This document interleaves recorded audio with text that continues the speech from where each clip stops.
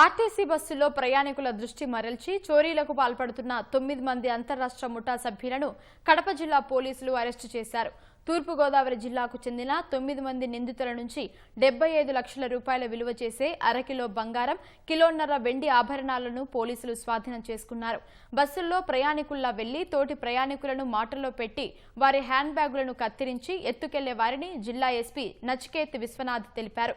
పట్టుబడిన నిందితుల్లో మహిళలు కూడా ఉన్నారని, వీరందరిపై కడప జిల్లాలోని వివిధ పోలీస్ స్టేషన్లలో 23 కేసులు నమోదైనట్లు చెప్పారు.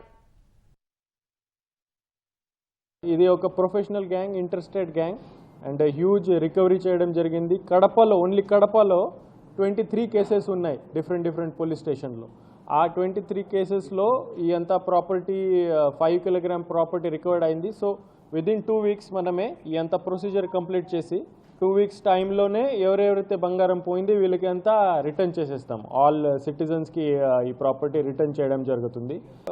ఫర్దర్ వీళ్ళు ఇక్కడ అఫెన్స్ చేయకుండా ముగ్గురు గ్యాంగ్ లీడర్స్ ఉన్నారు దీంట్లో, వీళ్ళ మీద కడపలోనే పీడీ యాక్ట్ పెట్టాం. అట్లీస్ట్ 1 సంవత్సరం వరకు వీళ్ళు ఎటువంటి దొంగతనం చేయరు.